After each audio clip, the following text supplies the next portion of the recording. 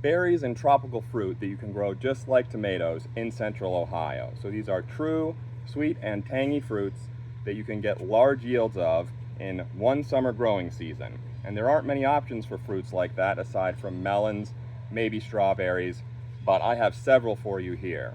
So the first one is called the ground cherry, and it's actually a close relative of the tomatillo, if you're familiar with that. You can see these little husks that look sort of like lanterns, and the fruit actually grows inside of those. So it's called the ground cherry because when the fruit are ripe, they say they fall to the ground and you can pick them up.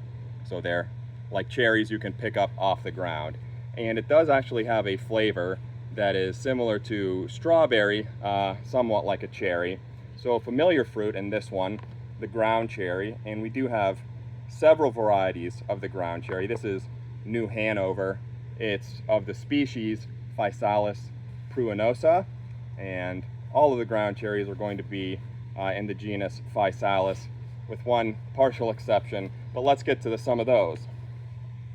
So the next tropical fruit, and this one tastes a lot more tropical, is the Peruvian ground cherry, also called the Cape gooseberry. So this is Physalis peruviana, self-descriptive name there. These take a little longer to fruit. You can see there are no husks on this one currently, but still should have within a month or so of planting in Ohio, and it'll get quite large, larger than the ground cherry by the end of the season. So the fruit do grow in the husks, just like the tomatillo and the ground cherry. These have more of a tropical aromatic flavor profile, similar to a cross between kiwi and pineapple, with a little bit of a kick. So real tangy, this one. It's my favorite as far as flavor. Now, for something somewhat different, and it may seem underwhelming at first, this is Physalis alcacangi, or it's now properly classified in its own genus, alcacangi, but it's called the winter cherry. And the reason this one looks a little less impressive is because it's actually a perennial. So it grows more slowly at first. It will bear fruit in its first season, and the top will die back during frost. However, it will emerge each and every spring, and it's called a winter cherry because if you leave the fruits on the plant, then the husks will sort of skeletonize, and the red fruit will be visible inside of the husk while still on the plant. It's a very striking look. You can Google images of winter cherry to see. Actually, probably sort of a mediocre flavor for this one. Still a sweet and tangy fruit, but this is an ornamental as much as it is a culinary fruit. So, some smaller fruited options, but that fruit extremely quickly.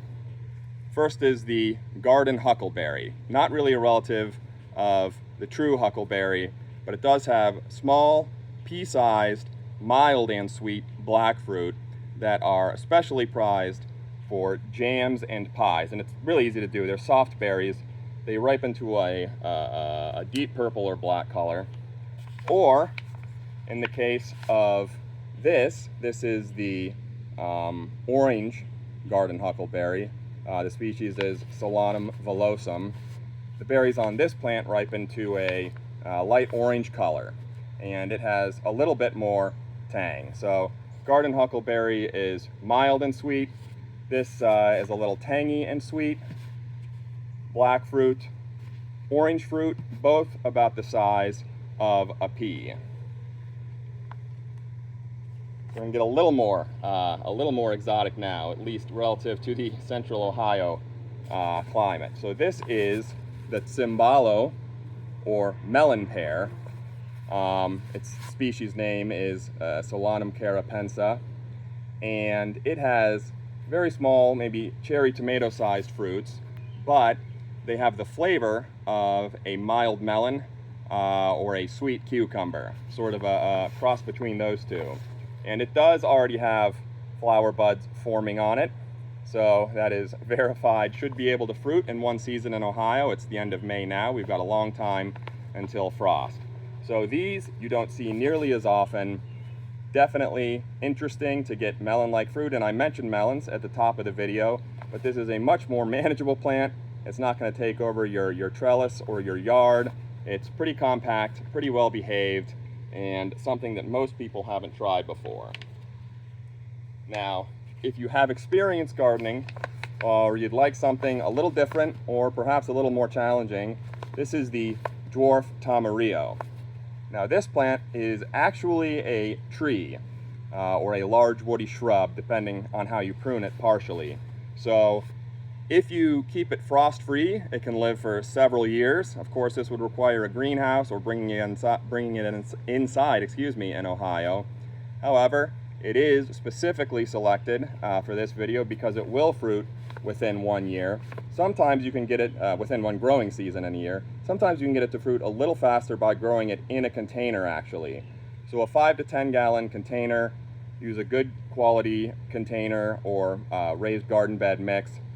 Don't fertilize it. So buy a good fertile mix to start, and then naturally, as it draws down the nutrients in that container, that will send a signal to it to start fruiting. So you can get a little earlier fruiting that way, although it will be larger and more ornamental if you plant it in the ground or in a raised bed.